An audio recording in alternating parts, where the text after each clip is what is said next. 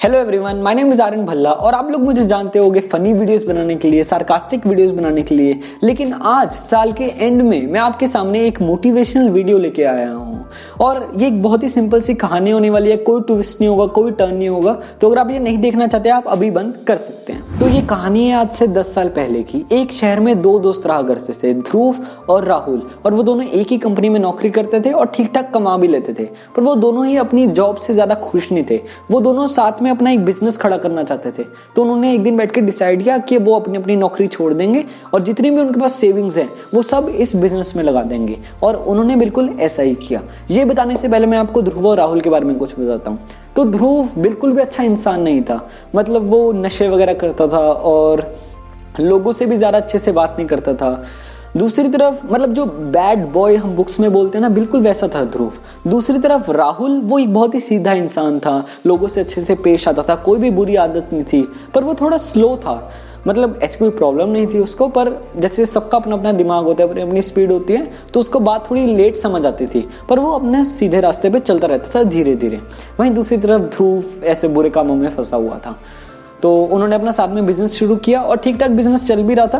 पर उन दोनों की आपस में ना फिर लड़ाइयाँ होने लग गई बहुत ज़्यादा, क्योंकि एक तो वो बहुत ही अलग अलग इंसान थे, तो डिफरेंसेस आ रहे थे। तो एक दिन उनकी बहुत ही गंदी लड़ाई होगी और उन्होंने फिर अपने बिजनेस का बंटवारा कर लिया और बिल्कुल ही अपने अलग अलग रास्ते हो गए कि कभी दोबारा बात नहीं हुई और कुछ नहीं हुआ। तो फिर उस बात से 10 साल बाद मतलब प्रेजेंट डे में वो दोनों अब अलग अलग है बिल्कुल। 10 साल में कोई बात नहीं हुई उनसे। तो एक दिन राहुल ऐसे ही कोट पैंट पूरा ऐसे पहन के, मतलब मैंने बताया था ना वो सीधे रास्ते चलता था धीरे धीरे, तो ऐसे पूरा ऐसे कोट पैंट पहन के एक दिन ऐसे ही जा रहा था। तो वो देखते कि सामने एक आदमी ऐसे सड़क के किनारे बैठा हुआ ऐसे सिगरेट वगैरह पी रहा है।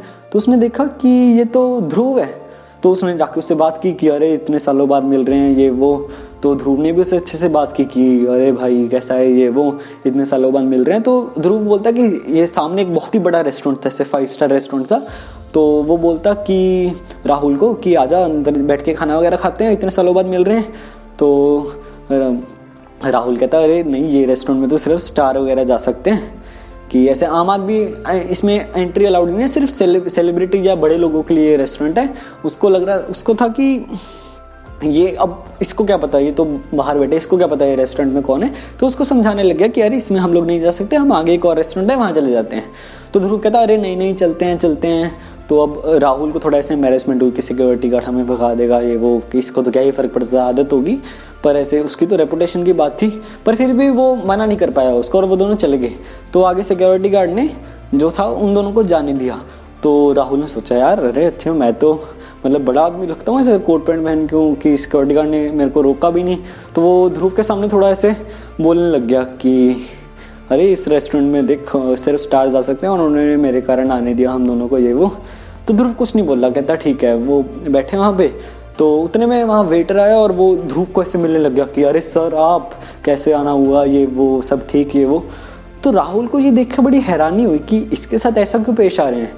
तो उसने पूछा कि ध्रुव को कि ये कैसे, मतलब तू कैसे जानता है इन सबको, तू यहाँ पे पहले नौकरी वेटर वगैरह था क्या। तो जो वेटर खड़ा था वो एकदम से बोल पड़ा कि अरे सर आप क्या बात कर रहे हो, ये तो यहाँ के ओनर हैं। This story is for youth harman on your face. तो मॉरल स्टोरी का ये निकलता है कि जरूरी नहीं अगर आप नशे वगैरह करते हो तो आपका लाइफ में कभी कुछ होगा ही नहीं। अब आपके ऊपर आपको ध्रुव की तरह तेज बनना है या राहुल की तरह स्लो बनना है, या आपको उनकी बुरी आदतें या अच्छी आदतें देखनी है बस। आशा करता हूँ आप इससे मोटिवेट हुए होगे। मेरी तरफ से आप सबको happy new year. Thank you. जाना तेरी यादें मुझे सोने ही नहीं देती, लेटे लेटे इस बिस्तर पे कब हो जाता है सवेरा मुझे नहीं पता है। मुझसे मत पूछो ना, अपने ख्वाब पूरे करने के लिए सब खो दूंगा। पहले ही सब खो चुका हूँ, अब क्या खाक खो दूंगा। अकेलेपन में लगता है पूरी रात रो दूंगा मैं तेरी याद में, असलियत से भाग के जाऊंगा कहाँ मैं, मुझे बस बता दे आज ये।